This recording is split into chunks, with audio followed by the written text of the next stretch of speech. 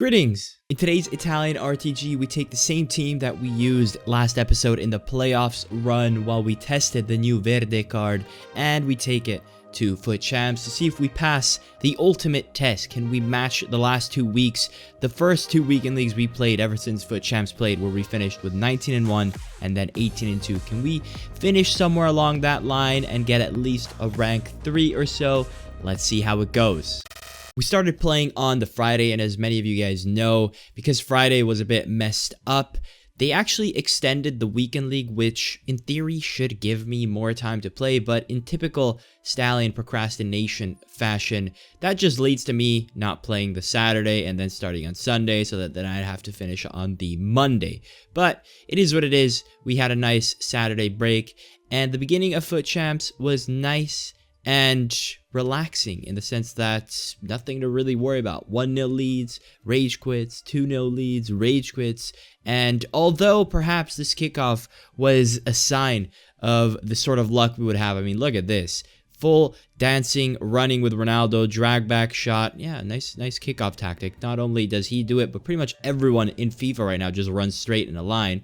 But yeah, perhaps it was a sign, but we just wouldn't have had any idea, because from this point onwards, we would be demolishing for a good while.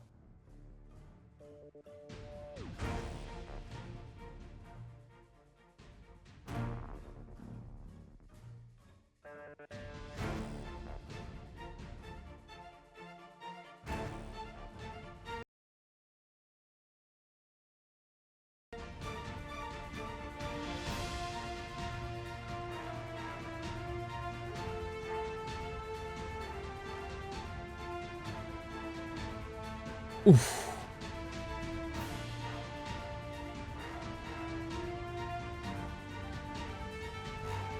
I like that.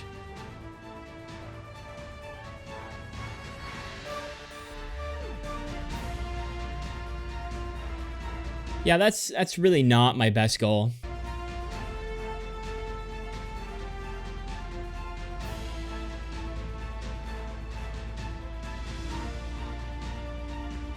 But that gets saved. I would have rather that be a goal.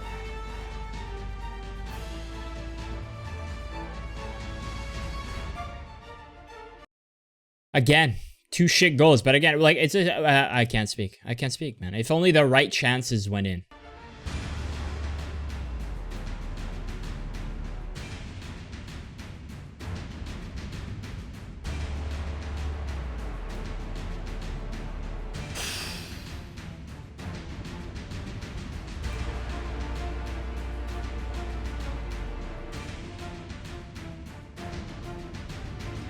Let's go.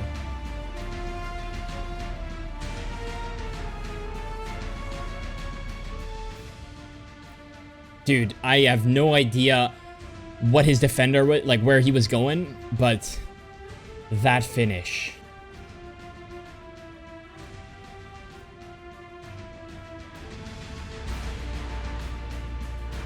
I like that.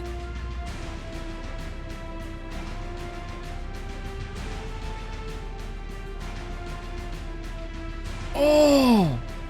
I've just scored a header with Zola from Narnia.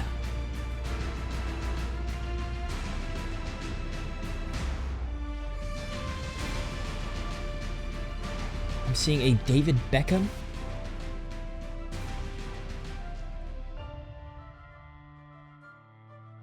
That works. With 8-0 on the Friday, it might not make sense as to why this would end up being our worst weekend league yet. In fact, when we started playing on the Monday, it would make even less sense, because we started off in great gameplay and got a quick 1-0 rage quit.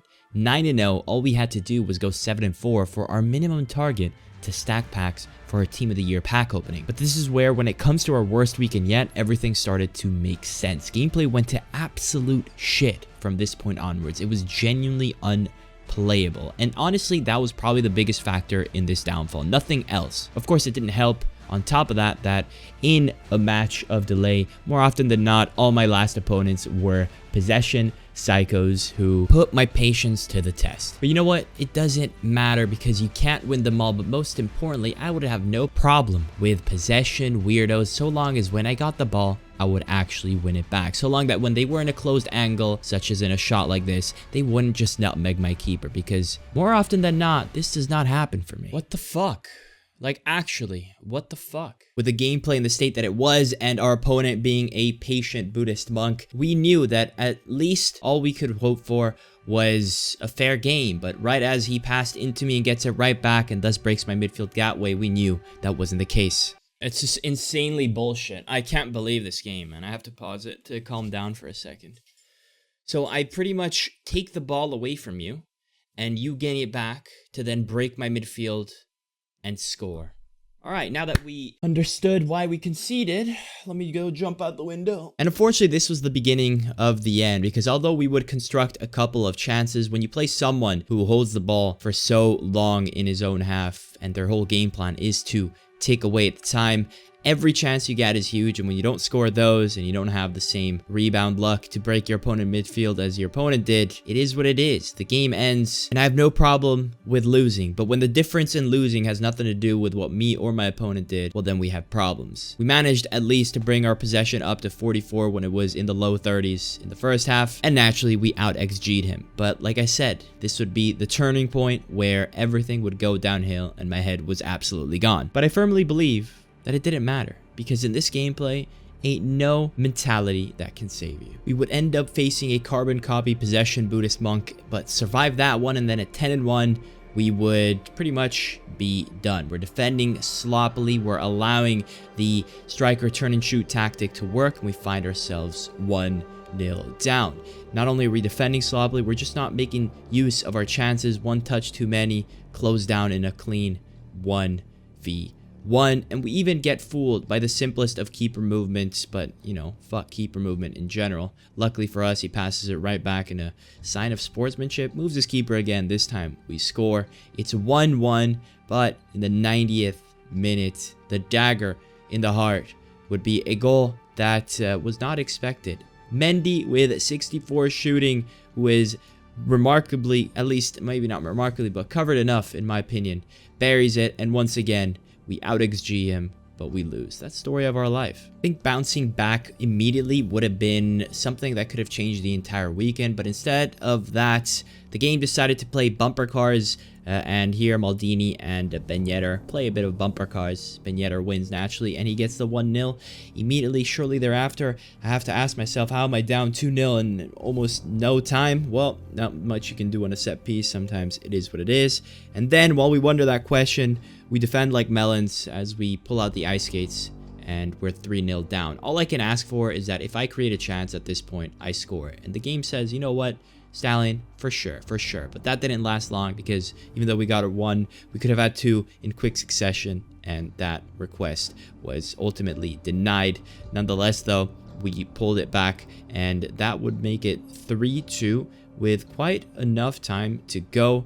But it wouldn't be until the 90th minute that we had one more chance, and the game really teased me with this one, which means back-to-back losses and another XG masterclass. Finding ourselves at 12-3, we only had one game to really play with here, and nothing really describes the sort of gameplay I was experiencing more than this kickoff, essentially. I mean, look at this. A simple pass, player doesn't lock on, slide out. That is essentially my game. I'm sure a lot of you guys can relate. And when it rains, it pours. Murphy's Law, ladies and gentlemen. Everything that will go wrong can go wrong, or maybe it's the other way around. It is. Pato's left foot turns into R9's left foot, and you know, just nothing worked. Heavy touches, turning around, we're in the box. That was an easy 1-0. Try to pass to Zola, goes to the second post instead.